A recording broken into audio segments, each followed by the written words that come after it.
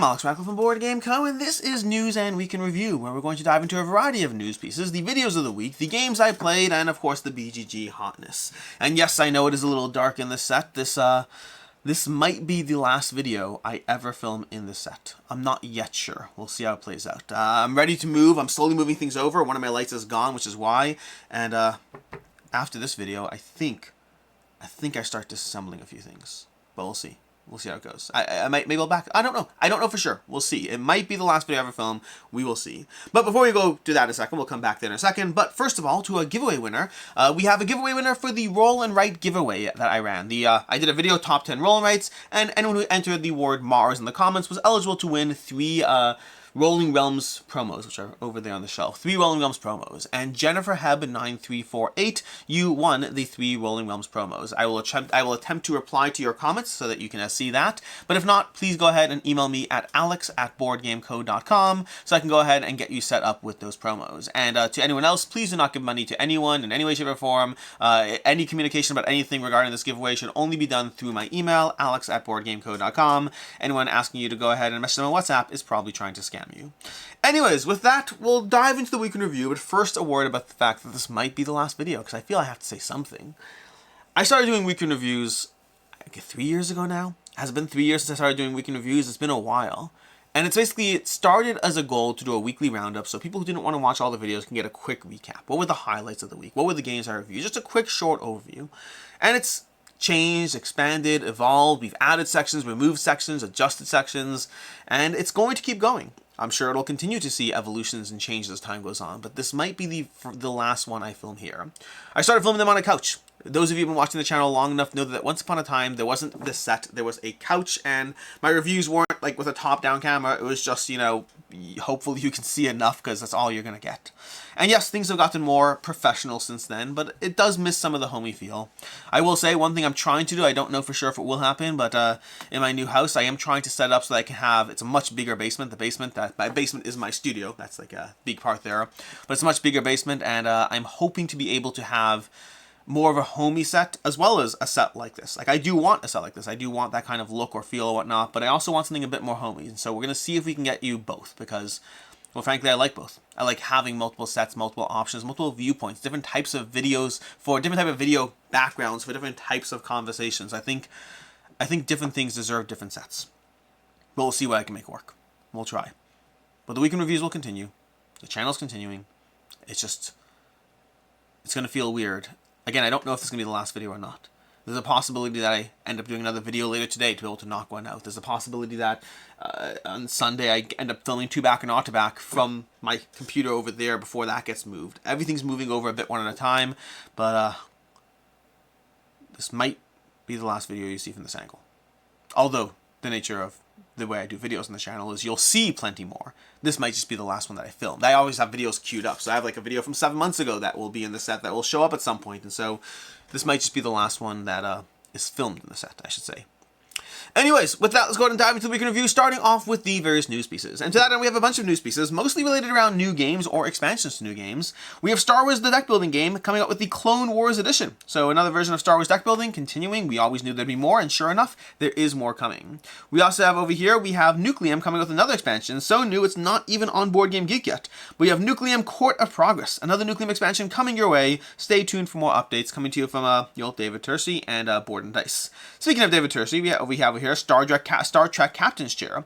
This one's being put out by WizKids and designed by David Tercey and Nigel Buckle. I don't know enough about the gameplay in this one, but they're taking to an IP game, bringing you Star Trek Captain's Chair from 2 established designers. We also have over here, speaking of established designers, and also a degree of mass market, but in a different approach, we have Phil Walker Harding and Eric Lang. They're going to be doing something with Gamewright in fall of 2024. Gamewright generally does more mass market games. Phil Walker Harding toes that line, and Eric Lang has also been shifting from more designer games to mass market games. That's not a dismissive thing. You're just creating for different types of crowds. He came out with Life of Terra, which I thought was an excellent gateway game, and then he came out with Blood Rage and Chaos in the Old World, which were heavy hobbyist games. He's managed to dip his hands a little bit in everything, and well, I'm curious to see what they have coming. It's got dinosaurs and miniatures, and it's coming from Gamewright. I assume it'll be good. The question is, am I the target audience or not? That is a different conversation entirely. We also have over here, we have Dice Tower introducing Dice Tower District. This is basically something that they're doing, which is an opportunity to buy and sell games on Dice Tower District. I haven't looked into it a ton yet. I have watched their their intro video. But basically, the district seems to be a platform where you can buy and sell things, and they kind of are looping in the Dice Tower to kind of promote the audience going onto Dice Tower District and having that as another way to buy and sell games, which I certainly welcome, because I primarily use, actually I've been meaning to do ooh, this is a good time for that. Because I've been meaning to do another video on how to sell games. I've been asked that. I did one a long time ago, and I still have it linked in various videos, but I haven't done one in a while, and this might be a good time to go ahead and do another one, and now that we have a new way out there. But past that, we also have another more press-like announcements. We have Steamforged. Steamforged basically took over, they basically picked up Iron Kingdoms and Warmachine from Privateer Press, or maybe Iron Kingdoms is Warmachine. Honestly, I have to look into this more. This includes the award-winning miniature fantasy game Warmachine, the hobby and painting line Formula P3 Paint, and the Iron Kingdoms role-playing series. That seems to be the Iron Kingdoms universe from what I can see over here. But Steamforged taking that over from Warmachine. I have not seen anything about Monster Apocalypse. I've seen a lot of people who have been very intrigued by that. They have the Iron Kingdoms RPG Kickstarter for Strange Like Workshop. Will launch at the end of this month. More news to come there. But yeah, they have they're picking up another IP to take over. Steamforged has done a lot of this in general. They have a lot of their own IPs and a lot of things they've taken over, and they're taking this over from Privateer Press. And then lastly, we have over here, wait, that was, no, did I lose it? That was the last piece of news, which means now we're on to the BGG Hotness. The BGG Hotness, we're going to go ahead and review, well, the BGG Hotness, talking about the various things on here. There's not a lot of fun new things to go over. Faraway's definitely seeing a bump over here. It's from Pandasaurus. I've been meaning to play that one. We also have over here, we have I don't remember if I talked about it last week, but we have Sphinx. That's going to be coming to you from the Oniverse. I'm very excited to play that one. I do have a copy coming, so we'll be able to table that at some point. We have Nucleum, which has definitely gotten a few points upwards because of the expansion that's been announced over there. And then we have over here, I think the ones I want to talk about a little higher, we have Star Trek Captain's Chair, which we already mentioned why. Again, a new expansion coming out, so it's getting more buzz. In general, the BGG Hotness is just, you know, who's looking and getting points and clicks and all that. Although I will say the fact that One Does the First is no longer in the BGG Hotness at all does make me wonder whether BGG does have some manual massaging in there to remove things inherently. Although, speaking of drama, we do have Terraria the board game. Terraria the board game has definitely seen some drama this past week. King of Average did a full video talking about some of the stuff going on. They have responded as well to a large extent. Again, the tricky part is, like, I even had a viewer email me basically saying, hey, you know, they've been responding and this whole thing feels like a hit piece, and, like, you know, I know you mean well, but maybe you shouldn't have shared that video. And I get that, because I talked about it in my Too Back Not to Back, and I replied to them. I was like, I completely understand. It's tricky because when there's drama, even if I'm not sure how fair the drama is, to not cover it can put other people into the bad spot. My goal is to cover things as much as I possibly can, with as much fairness as I can, and leave it up to you to decide where to put your money, because that is your decision. You should just walk in as informed as possible. And so if you are someone who's interested in Terraria or has been following this at all, I recommend checking out King of Average's video, but also reading all the various replies from the creators of Terraria, from Paperfort Games. It is one of those weird situations. I don't know what's going on. I'm not controlling the company's finances. I know the realities of the situation of somebody being involved in multiple companies with some overdue crowdfunding campaigns, but that doesn't necessarily mean there's a problem with Terraria, but it also doesn't mean there's not. And the aspect of where it wasn't necessarily clear about running multiple companies and having that kind of situation and relationship makes it complicated. So ultimately, it's your money. Back accordingly. We have Seventh Citadel. Obviously, that's up there as a new crowdfunding campaign. We have Radlands Cult of Chrome. There's a new Radlands expansion coming. It's going to be announced at Gen Con. And we have Star Wars Bounty Hunters. This is another one. And we have Radlands as well. We have Star Wars Bounty Hunters as well. This is one that I've seen more and more people buying. I actually haven't looked into the game itself. 7.4 is certainly not bad. Designed by Frederick Henry. I believe he works with Monolith a lot. He did Bounty Hunters over here, a card game in the Star Wars universe. And that is going to be your weekend review as far as the board game Hotness, which brings us to the games I played. You'll also notice that there are no games on the table because, like I said already, everything is slowly being packed up and moved, which means many, many things outside of what you see in the set behind you are gone or boxed up. Anyways, with that, let's go ahead and talk about the games I played. I played a few things this past week. First of all, I played Terraforming Mars, which is always a delight to play, but it's not one I always at the table as much as I'd like. But Terraforming Mars consistently still good, and consistently I find new strategies. I played with a new corporation, science discounts basically, which I've seen before. I've never actually played or used it, and I'm currently trying to power up to as much science as possible, getting as many science symbols as possible, and trying to get all these discounts and car benefits and all this stuff. I have a bunch of discounts in place, but overall, Terraforming Mars is still a delightfully good game.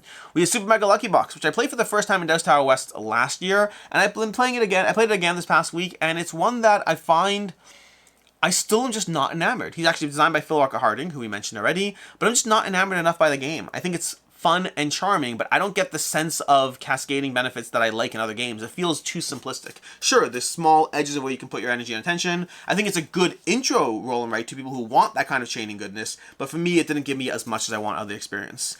And then we have Mythic Battles. Mythic Battles, I played the Mythic Battles Isfet from Monolith Games. That was paid content, so it's sponsored content, take that into account, but I will say I definitely enjoyed it more than the first time I played Mythic Battles a long time ago. And I don't know what it was. I don't know if I've changed as a gamer. I don't know how different the systems are, but I definitely enjoyed it a whole lot more. Like, I felt the tactical sense of trying to figure out the way your units are going to work together. People did point out a few small mistakes in the playthrough video. Nothing I think that crazily changed my opinion of the game or how it played. The whole thing worked out ultimately. The biggest one is you can't activate the same character twice in one turn, so that is going to be a factor there. But for the most part, yeah, I mean, I really enjoyed the set of tactical abilities and the sheer amount you're trying to control, and the fact that you control a god or you can get 4 divine stones. I like when you have different goals to go for. It's not just hitting each other in the face, but I definitely enjoyed it, and it's one that I don't know if it's one that I want to dive into because it's such a big game, and it's the kind of thing I'm very all or nothing, and skirmish games generally have not lasted in my collection. So I both very much enjoyed it, and I understand why it's a popular game. Like, as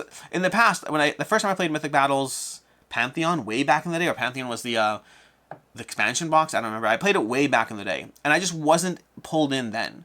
And this one has me a lot more interested in wanting to dive into it, but also having self-control and realizing that I don't know if I'll actually table as much as I like. But it is beautiful. I like the theme.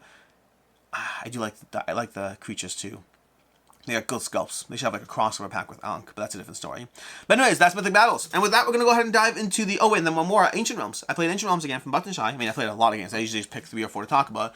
But Ancient Realms is one that I haven't played in a bit, and I pulled it out again and played it, and I'm reminded just why I like it. It's such a great travel-friendly solo game. Love that one. It's very, very satisfying. Highly recommend Ancient Realms from Button Shy Games. And with that, we're going to go ahead and dive into the week in review, starting off with this past Saturday where we had a Degenesis gameplay, playing through the second arc of the Degenesis campaign.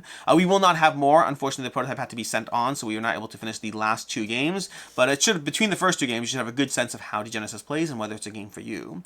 We also had late on Saturday, we had a review for Spectral. This is coming to you from Bitewing Games, designed by Ryan Courtney. Spectral is a solid deduction game that I really enjoyed, gave it a 4 to 5. We have on Sunday, we had games leaving the collection for June, going over all the variety of games leaving my collection in June. This month. We have Monday, we had 2 back and not to back, just going over a bunch of crowdfunding campaigns. On Tuesday, we had a Mythic Battles preview. This is Meg did a preview of Mythic Battles, just going over, the game, the overview, how the game plays, all that stuff. Later on Tuesday, we had a review for Finding Atlantis, which I did not enjoy at all. I thought it gave you a degree of hidden movement and a degree of deduction, and I thought both were inferior to other games I've played that do that. I was very not impressed by Finding Atlantis, unfortunately. And lastly, on Tuesday, we had a Mythic Battles gameplay. This is, like I said already, the Mythic Battles gameplay, Mythic Battles Isfet, going over the gameplay of it, where I won't tell you how things went. You can go ahead and watch that and see for yourself. On Wednesday we had the top 10 chill games. This is a video of top 10 chill games, relax games, whatever. Just going over games I play when I'm just kind of like in the zone, so to speak. And I already covered it in the video already, but I had a few people comment on the fact, because in the video I basically said, hey, this is my opinion. All videos are my opinion, but like more so here because some of these games I understand you might not consider chill. For the most part, I got like a lot of people who are like, yeah, that's a chill game for me too. But there were definitely some people who did chip in, like Kingdom Builder, Ticket to Ride. Those aren't chill. Those are cutthroat games with too much to think about. I get it. Everyone's going to have their own games that they zen to.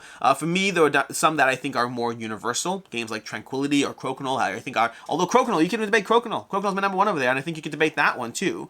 But overall, these are games that I zen out to and have a lot of fun with. And that was Wednesday's video. On Thursday we had a Gloomhaven Buttons and Bugs review. Unfortunately, it did not work for me. I find, and I don't know if I even want to complain to them, complain's the wrong term. I don't even know if that's a problem with the game. I just find for myself, historically, trying to take big box experiences and make them into a small box experience usually doesn't work. Like I mentioned Ancient Realms in this video already, I love small box experiences to begin with, but when you're trying to make something epic and condense it, historically those don't work. I find a small box game has to feel like a small box game, and a big box game can feel like a big box game. That's for me. The Tiny Epic line and how popular it is means that clearly I'm in the minority there. So I hope Buttons and Bugs works for you. For me, unfortunately, it did not work at all.